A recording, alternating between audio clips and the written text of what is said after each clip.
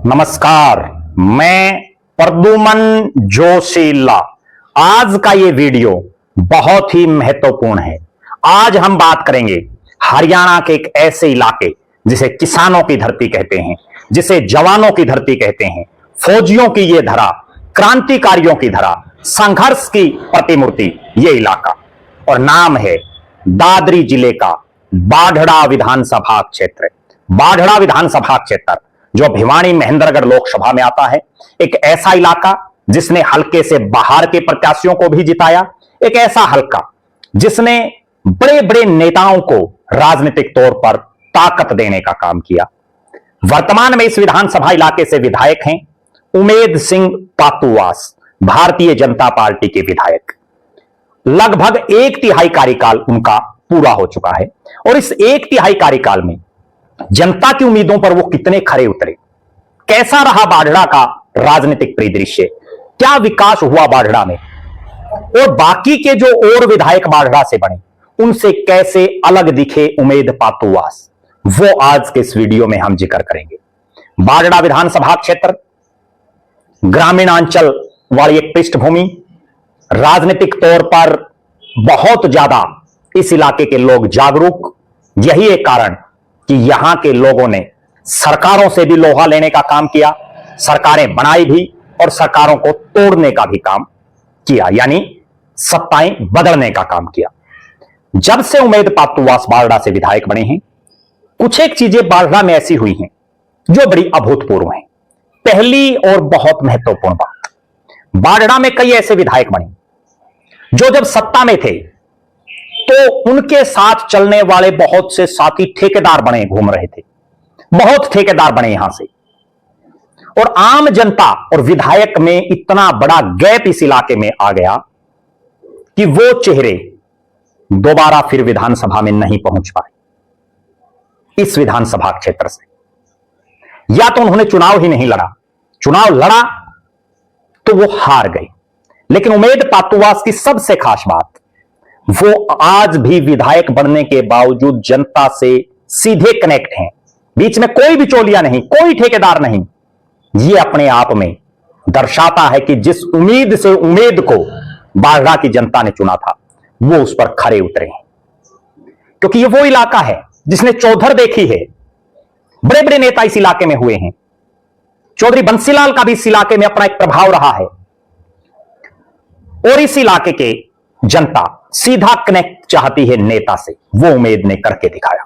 दूसरी बड़ी बात, इस पूरे इलाके में चूंकि खनन का भी बहुत बड़ा इलाका इस एरिया में, इस विधानसभा क्षेत्र में, अब तक के कार्यकाल में भ्रष्टाचार की 1 इंच भी कोई बात उमेद पातुवास पर नहीं आई है। अपने आप में बहुत बड़ी बात है। कारण, खुद फौजी, इंडियन नेवी से रिटायर, पिता दादा का समाज और देश के लिए बहुत बड़ा योगदान, एक ऐसे परिवार से संबंध रखते हों जिनकी अपनी एक प्रतिष्ठा वर्षों से इस इलाके में है, वो भी उन्होंने ख्याल रखा। यारों के यार उमेद पातुवास इलाके के लिए लगातार समर्पित, छोटी छोटी बातों पर भी खुद रिस्क लेकर के काम करवाने वाले उमेद पातुवास।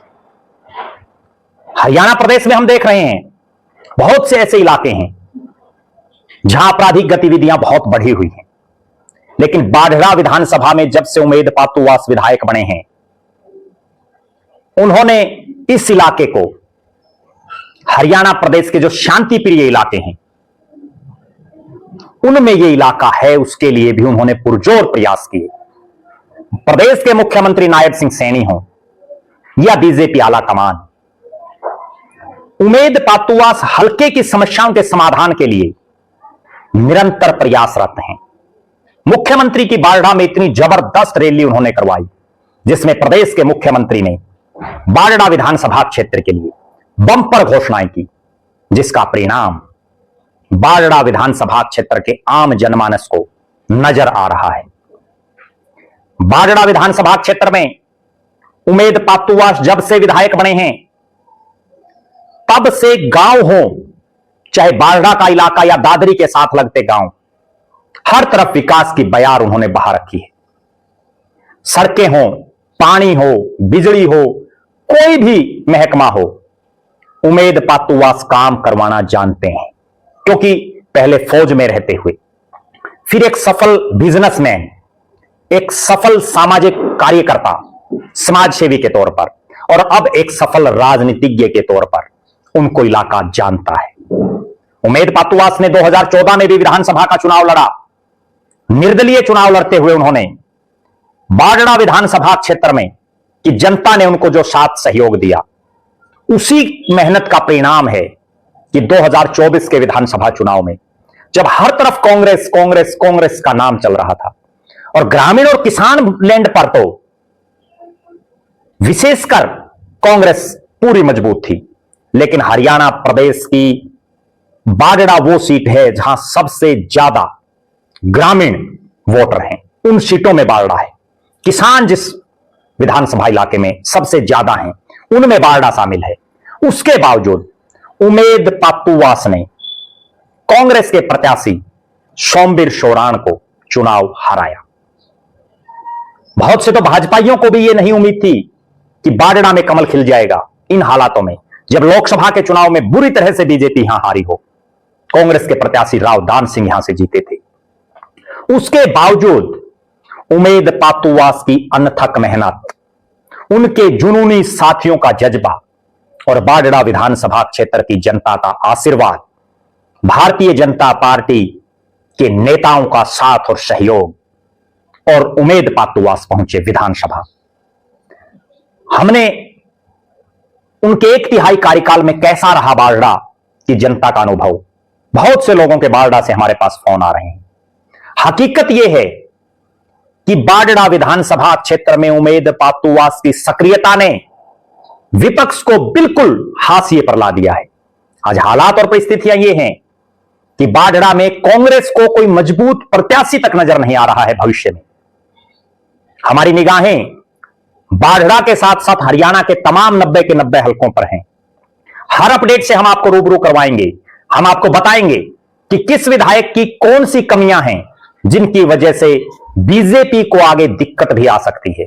हम बताएंगे कौन सा विधायक ऐसा है जो अपने कामों के दम पर फिर से प्रदेश की विधानसभा में पहुंच सकता है।